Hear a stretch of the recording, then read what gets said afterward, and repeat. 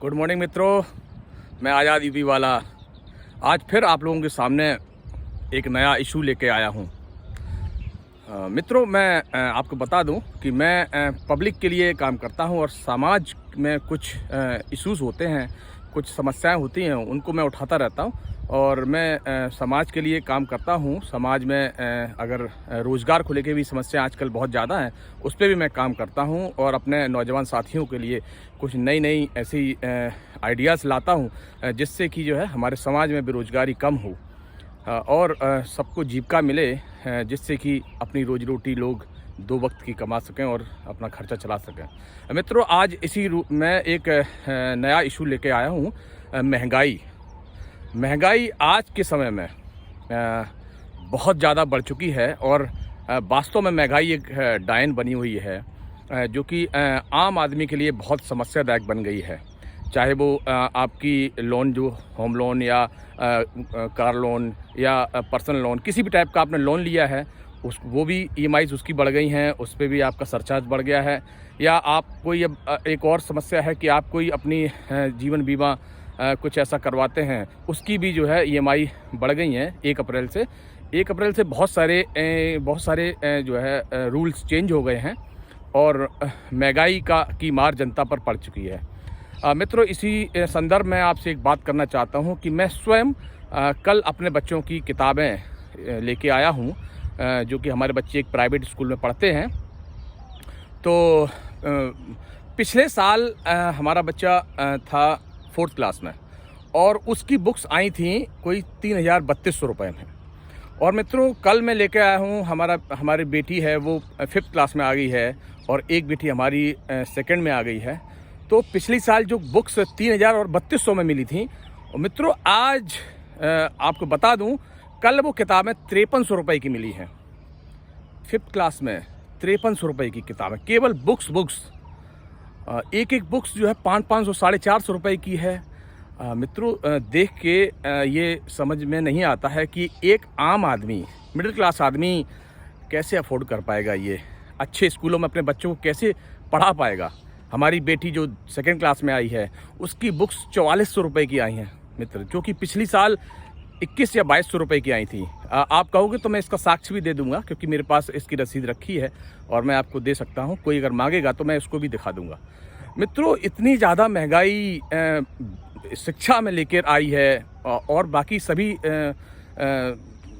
और में आई है, चाहे आप लोन की बात करें या किसी भी चीज़ की, चाहे आप टोल की बात करें। कल से टोल भी 10% बढ़ गया है, कहीं 18% बढ़ गया है, कहीं 5%, हर जगह टोल का जो परसेंटेज बढ़ा है।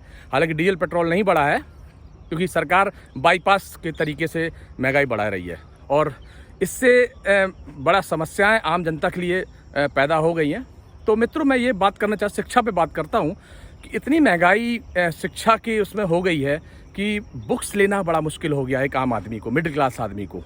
और बता दूँ, ट्रांसपोर्ट, भाइयों और बहनों, ये जो स्कूल का ट्रांसपोर्ट होता है वो इतना महंगा हो गया है कि आपको क्या बताएं।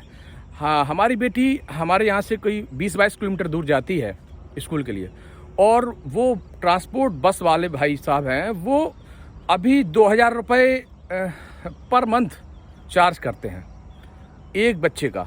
समझिए आप, 2000 रुपये पर मंथ, उसमें चाहे छुट्टी हो, चाहे आपकी जो है गर्मी छुट्टी हो, किसी भी तरह की छुट्टी हो, वो मान्य नहीं है। उनको 2000 रुपये चाहिए और हो सकता है इस बार नए सत्र में वो 2000 से भी बढ़ जाए।